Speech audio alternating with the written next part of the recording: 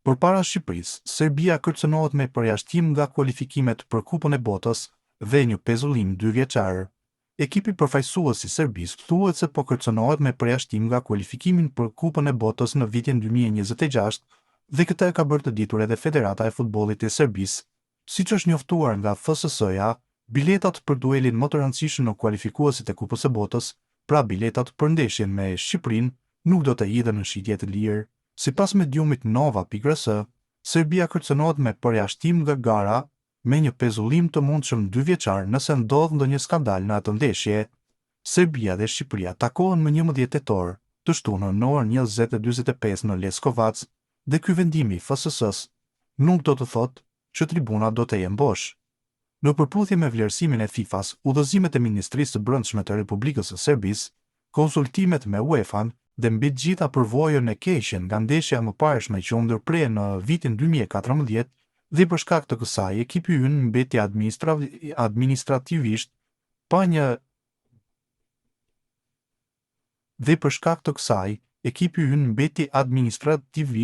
pa një vend në garën e madhe. Komiteti për çështje urgjente i FSS-s mori vendimin që për duelin e ardhshëm midis Serbisë dhe Shqipërisë, i cili do të luhet më 11 tetor në stadiumin Dubocica në Leskovac, nuk do të ketë bileta në shitje, shkruan në faqen zyrtare FSS-ja.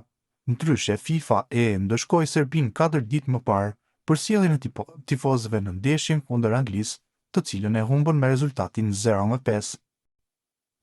Drejtori i sportit në Art Motion, gazetari i njohur Arlind Sadiku, ka treguar se nuk do të mund të udhtojë në Serbi për të ndjekur ndeshjen historike Shqipëri-Serbi që do të luhet më 11 tetor në Leskovac.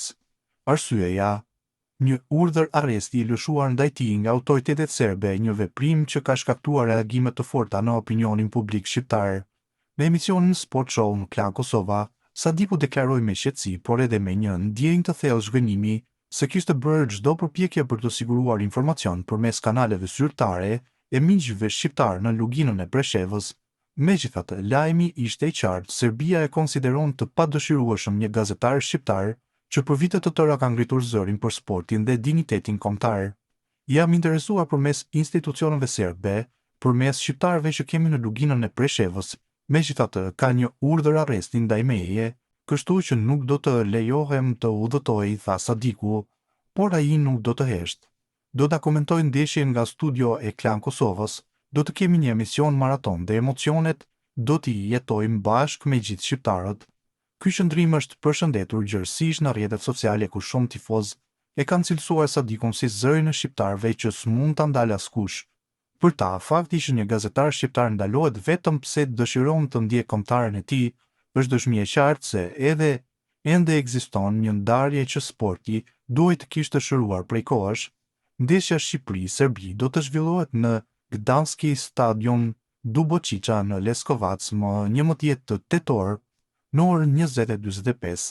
UEFA vendosi vendos takimin në këtë stadium pas kërkesës së Federatës Serbe të Futbollit dhe miratimin e Federatës Shqiptare.